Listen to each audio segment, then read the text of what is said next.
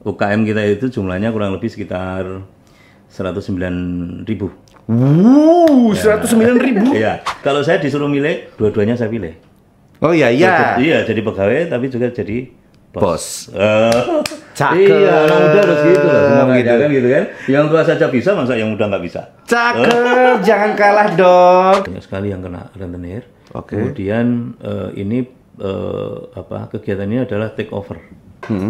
Kemudian yang sudah di take over 53. Wow, Iya, angkanya setengah lebih sudah ya Pak Iya. ya. Baru 2 bulan jalan loh Pak. Iya, nilainya sekitar 800 juta. Beranda Sleman, berita dan pandangan Sleman. Kali ini nggak kalah seru juga dari episode sebelumnya. Kita punya narasumber yang konon sibuk banget kayaknya. Langsung kita sapa, beliau adalah Bapak R. Haris Martapa SEMT. Selamat pagi ya Pak. Pagi, ya. Sugeng Enjang Pak, sehat. Selamat pagi Mas Firman. Sehat ya Pak ya. Sehat ya. Kena macet tadi. Iya Pak, ini Pak gimana Pak Jogja Sleman ini. Tapi luar biasa kali ini Firman nunggu-nunggu episode barengan Pak Haris Martapa yang dari kemarin sudah sempat di pending terus nih. Maaf ya. Sibuk banget ya Pak ya. Ya menyibukkan diri ya. Habis ini juga masih ada agenda lagi berikutnya gitu. Pak, ini kita santai aja pengen kenalan lebih dekat juga bersama Slemanis yang selalu menonton podcast Beranda Sleman ini. Makasih loh ya. Iya, kita yang makasih loh Bapak udah menyempatkan waktunya.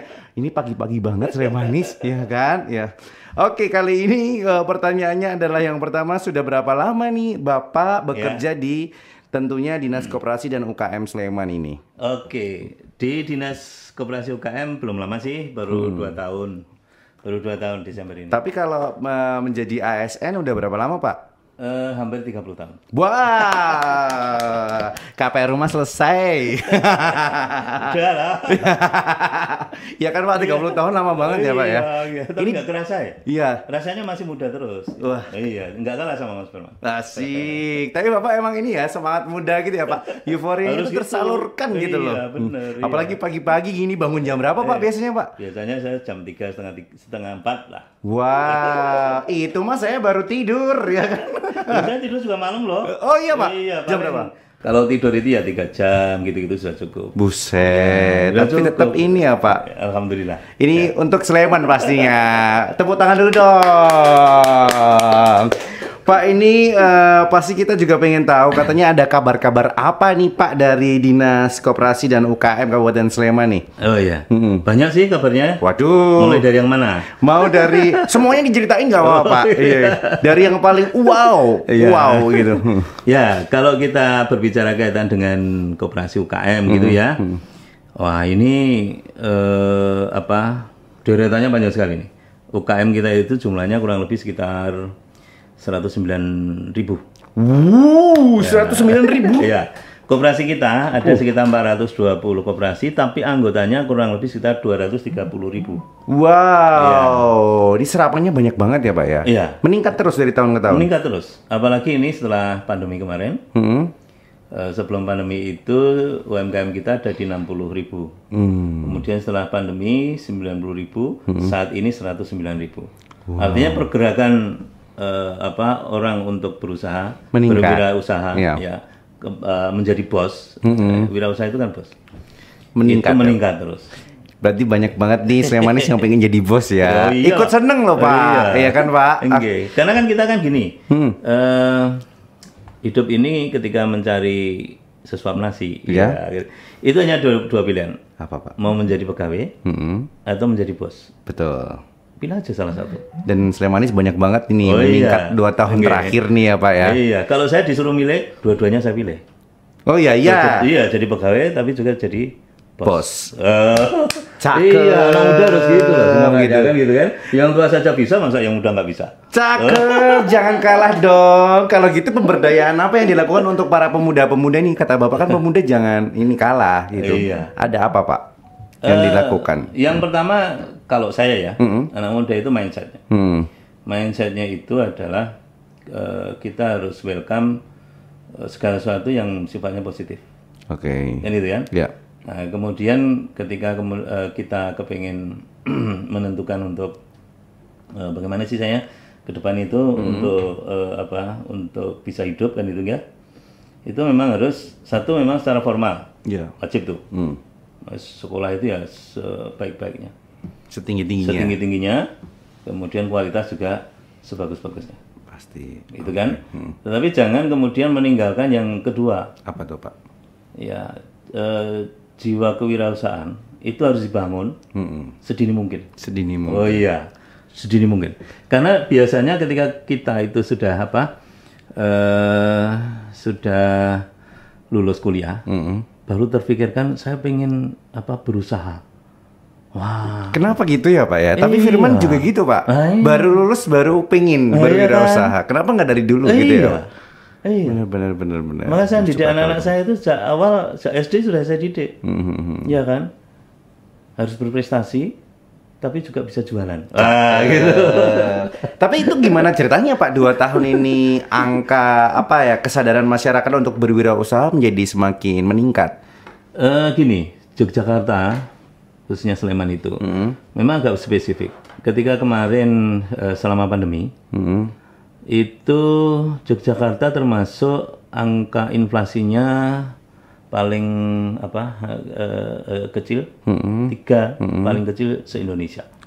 Karena apa? Karena memang perekonomian kita itu bergerak. Dan yang menggerakkan siapa? Kalau kita melihat kota-kota yang lain bertumbuh kepada ada pabrik, ada kota pegawai dan sebagainya. Di kita itu ya adalah kota UMKM. Ya. Ya kan? Jadi sehingga tidak berjuta-juta ini pabrik atau jarang gitu. Tutup kan gitu. Kemarin kan sementara banyak yang kemudian tutup ya. UMKM enggak. Wow. Justru kemudian ini UMKM kita itu bergerak terus. Oke. Itulah yang kemudian menyemangati. Satu dengan yang lain di kita itu adalah pergerakan untuk UMKM. Dan ini saling sinergi. Oke.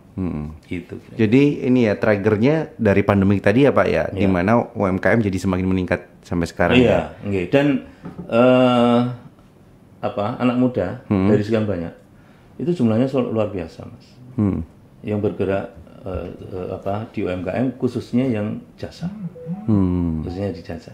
Banyak banget ya Pak. Banyak. Dan Yogyakarta itu salah satu yang membesarkan atau kemudian yang membuat orang-orang yang berhasil misalnya di Jakarta, Surabaya dan sebagainya asalnya dari Jogja.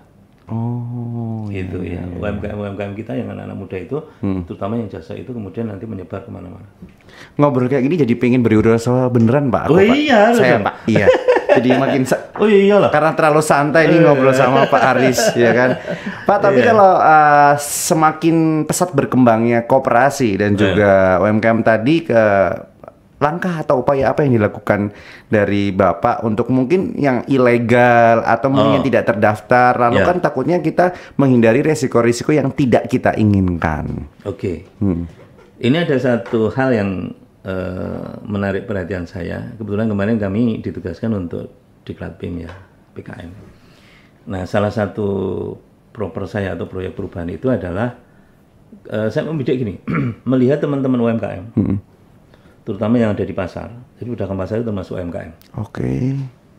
Kemudian di sentra-sentra PKL itu banyak yang terkena rentenir, Mas. Rentenir tadi ya, Pak. Banyak ya, Pak ya? Banyak. Oke. Banyak yang terkena rentenir. Jadi banyak yang kemudian juga gulung tikar. Satu itu. Yang kedua, kami melihat juga sekarang ini kan kalau kita melihat di medsos dan sebagainya sering kemudian kena pinjol. Iya. Ya toh? Pinjaman online yang ilegal.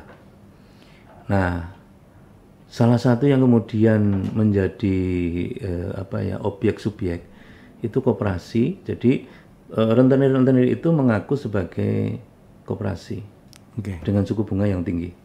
Atau sebaliknya, ada koperasi yang juga kemudian suku bunganya seperti rentenir.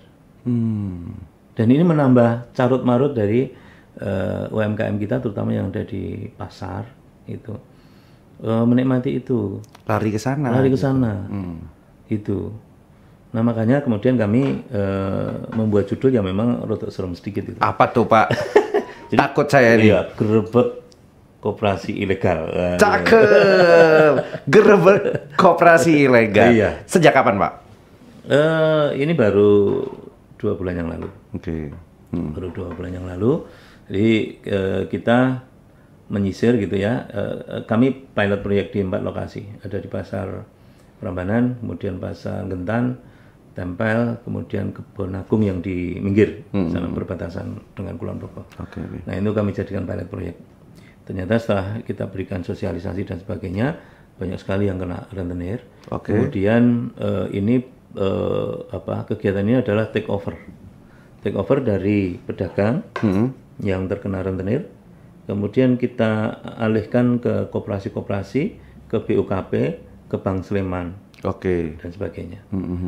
Dan alhamdulillah ini sampai dengan sekarang memang ini kurang lebih sudah dari yang kemarin mendaftar itu kurang lebih sekitar 97 pedagang.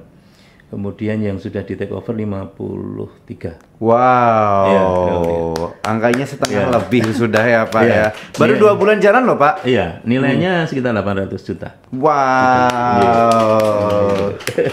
Dari 90-an tadi sudah 50-an gitu ya Pak. Nah ini bagaimana caranya, mungkin Bapak menyeleksi ya, atau bagaimana ini men-screening mereka sehingga mereka layak untuk dibantu, atau bagaimana, ada syarat-syaratnya nggak Pak? Oke.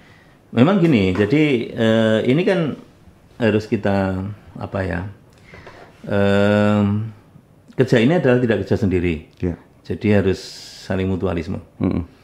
Nah, kami menggandeng, kalau di pasar-pasar kan sudah ada paguyuban, kemudian di situ juga pengelolanya juga UPT pasar, ya kan. Kemudian dari situ juga ada blok-blok dari pedagang. Itu kita sosialisasikan dulu program ini. Kemudian nanti kita sepakati apakah kemudian nanti teman-teman pedagang yang ada di sana itu perlu kemudian di take over atau enggak. Tapi dari 4 lokasi itu antusiasmenya sangat tinggi.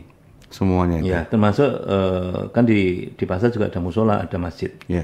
Ini juga dari takmir itu juga kita undang. Nah, kita sosialisasikan bahwa para pedagang yang sudah terkena rentenir ini, istilah saya adalah mau nggak kita ajak hijrah, kan dibantu gitu ya? Dibantu, kita ajak hijrah, tidak lagi kemudian pinjam ke rentenir, tetapi pinjamnya adalah ke tempat-tempat yang memang legal. Betul. Kan gitu. Apalagi kalau gali lubang tutup lubang ya Pak ya? Iya.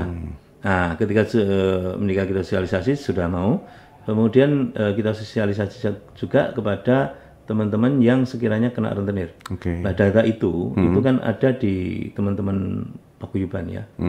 Jadi mereka kemudian mendata, kemudian nanti dihadirkan untuk ikut sosialisasi. Nah, setelah kita sosialisasikan, siapa yang mau ikut program ini. Nah, setelah itu memang ada ketentuan. Jadi mereka, karena kan ini istilah saya hijrah. Kalau hijrah itu berarti ya memang dari hati, kan gitu ya. Maka mereka harus jujur-jujuran istilah saya. Mereka pinjamnya di mana, berapa besarnya dan sebagainya. Kemudian kesulitannya apa dan sebagainya. Iya gitu. Sampai segitunya ya Pak ya? Iya. Iya, karena nggak bisa ini kita kemudian membantu mereka tanpa kita tahu posisi mereka. Jadi sudah jujur-jujuran barulah ya Pak, tahu nominalnya tahu gitu. Nominalnya, kemudian nanti ke depannya mau seperti apa dan seterusnya. Nah, itu bentuk seleksinya seperti itu. Jadi pemerintah sebenarnya sudah memberikan solusi sedemikian rupa ya Pak ya, untuk teman-teman ini ya. Makanya ini kami ada tim khusus untuk ini, dan ini nanti akan kita kembangkan ke UPD yang lain, termasuk Indak gitu yang punya pasar dan sebagainya, sehingga nanti virus gerbek koperasi ini biar menyebar. Termasuk nanti untuk yang perbankan yang mau take over. Ini ada beberapa juga dari perbankan yang kepengen gabung. Kami juga sudah koordinasi dengan OJK juga, dan di OJK memang ada program untuk ini pemberantasan rentenir juga kan itu. Sehingga harapan kami nanti pembiayaan itu memang khusus nanti untuk pemberantasan rentenir. Luar biasa. Gitu. Ini baru satu program loh ya. Iya. Kayaknya ada banyak program tapi ya Pak ya. Banyak. Tapi ini paling baru lah ya Pak. 2 bulan dilakukan ya. Iya. Tapi pasti kita berharap yang terbaik sih Pak. Di mana teman-teman juga para pedagang bisa terbantu ya Pak. Betul. Dari hal-hal itu. Tapi kalau kita kembalikan lagi Pak. Ketika running jalan melawan teman-teman koperasi dan juga UMKM yang mungkin ilegal tadi gimana Pak? Susah nggak sih Pak ngelawan mereka sebenarnya? Perkembangan mereka tuh seperti apa Pak? Gini, jadi terhadap mohon maaf ini ya, yang ilegal tadi atau rentenir, ini juga kami gandeng. Oke. Jadi kami sosialisasikan kepada mereka juga bahwa you itu ada di area di sini, ilegal. Mau nggak kemudian bergabung di koperasi sehingga nanti legal. Tentu ini nanti kan ukurannya suku bunganya kan? Iya betul. Kemudian tata cara dan sebagainya itu memang secara legal saja. Dari yang kemarin sudah kami sosialisasikan ada sekitar 41 rentenir. Wow. Itu kemudian kemarin ada belum banyak sih, baru 5 yang ikut hijrah. Alhamdulillah. Virus positif Pak Haris menyampai sampai ke mereka ya Pak ya. Iya. Oke. Nah itu ini kan baru tahap awal ya. Jadi harapan. Jadi gini ya, memang ternyata rekan-rekan yang masuk di area itu tidak semuanya sebetulnya mereka sendiri juga kepingin juga. Paham ya. Sebenarnya ada inisiatif juga, kesadarannya juga ada mungkin ya Pak ya. Nah sehingga harapan kami juga ini ketika kemudian mereka audien atau kemudian nasabah mereka itu kita ambil, itu setidaknya kami sudah sosialisasi kepada mereka. Iya betul. Jadi saling tahu gitu.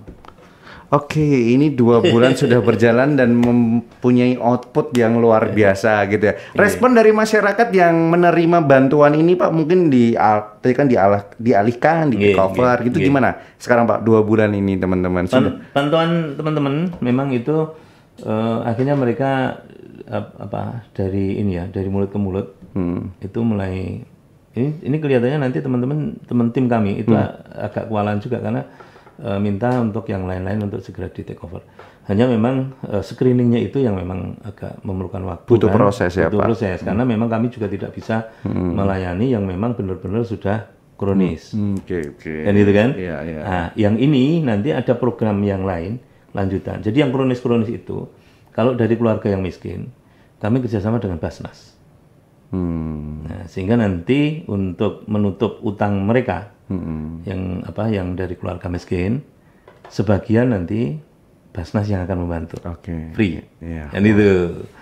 Tapi khusus untuk keluarga miskin. Iya. Ini kalau kita ngobrol memang panjang kali lebar sebenarnya ya Pak ya. Ini baru satu program dan masih ada banyak program-program lainnya gitu ya Pak. Tapi kalau mungkin dari Bapak nih last but not least dalam episode kali ini gitu Pak, tips-tips apa yang bisa Bapak berikan untuk mungkin teman-teman koperasi dan juga UMKM nih, apalagi yang anak muda tadi Pak, supaya bisa berkembang dengan baik 2024 better than before gitu. Silakan. Dari koperasi dulu. Jadi koperasi itu semangatnya adalah kekeluargaan. Ya kan, semangatnya di sana. Tetapi actionnya itu adalah kemudian melakukan kegiatan ekonomi. Dan itu harus disadari dari seluruh pengurus, pengawas, dan anggota. Iya kan? Dan itu. Nah, terobosan-terobosan mesti harus dilakukan. Kan itu. Kebetulan ini ada aturan-aturan baru juga berkaitan dengan koperasi.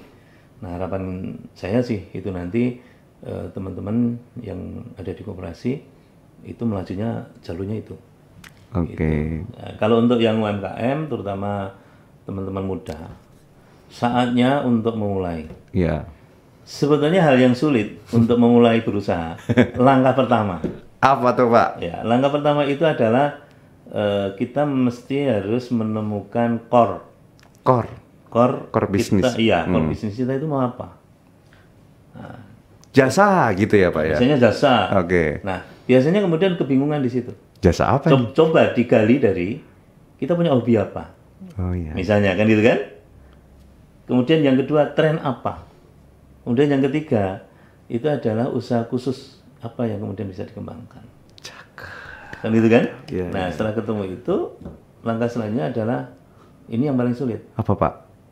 Setelah ketemu itu kemudian kita ring kan, nekat. Jalan nih, nekat. Oh iya. Iya kan Pak? Nah, langkah yang pertama itu nekat itu, yes gitu. Karena pikirannya rugi nggak ya, gitu Pak. Nggak sampai. Makanya hitung-hitungan gitu. Oke. Iya. Karena menjadi pengusaha sukses itu sebetulnya hanya ada 5 kunci utama. Apa Pak? Satu produksi. Ya toh, produksi. Baik itu jasa maupun barang. Nah, di dalamnya itu ada apa? Ada perizinannya, ada packagingnya, ada macam-macam kalau barang. Kalau jasa itu juga apa? Layanannya seperti apa dan sebagainya. Produk. Ya, nggak usah takut. Kita itu bertahap kok. Tidak bisa langsung kemudian itu jebret naik gitu ya Pak. Perizinnya juga gitu. Wah ini belum ada perizinnya, yang belum berani. Sudahlah. Jalan aja dulu sambil berproses. Gitu? Iya betul. Yang kedua pemasaran. Pasar. Marketing. Ya. Itu juga sekarang sudah sangat luar. Ya kan? Mau pakai. Kalau online itu sekarang pakai Shopee, pakai ini dan marketplace. Wah, marketplace banyak sekali. Oke, siap. Kan gitu kan? Mau door to door juga bisa. Iya, betul. Kan itu. Mau dilakukan sendiri oke. Mau dengan teman dengan fee juga bisa. Tetapi ini memang harus masuk ke sini. Nah, yang ketiga adalah manajemen. Sekecil apapun, itu kita harus seawal harus menerapkan manajemen. Dan manajemen itu ada manajemen keuangan, manajemen macam-macam lah. Belajar dari mana? Loh sekarang itu di HP semuanya pelajaran ada. Tinggal kita pilih yang mana. Iya betul. Iya kan? Tapi clue-nya itu yang ketiga. Nah, yang keempat baru kalau kita sudah punya pasar dan sebagainya, sudah punya ini, adalah baru memikirkan kaitan dengan modal. Modal. Oh iya, modal kalau saya tempatkan nomor 4, bukan nomor 1. Iya. Produk nomor 1 ya Pak ya. Iya, jadi kita menentukan dulu ini. Nah, yang kelima, ketika ini sudah jalan, sudah ini sebagainya, tinggal kemudian kreativitas, inovasi. Wow. Komplit sudah. Saya ingat loh Pak. Yang pertama adalah produk, ya kan Pak? Betul. Yang kedua adalah pemasaran. Pasar gitu. Pasar. Yang ketiga adalah manajemen. Betul ya Pak? Yang keempat adalah modal. Yang kelima adalah inovasi atau kreativitas. Tepuk tangan buat saya, hafal dong. Dapat pelajaran 10 SKS dari Pak Aris Martapa kali ini. Pak, ini matur nuwun sekali. Hari ini sungguh luar biasa. Saya mau kasih pantun buat Bapak.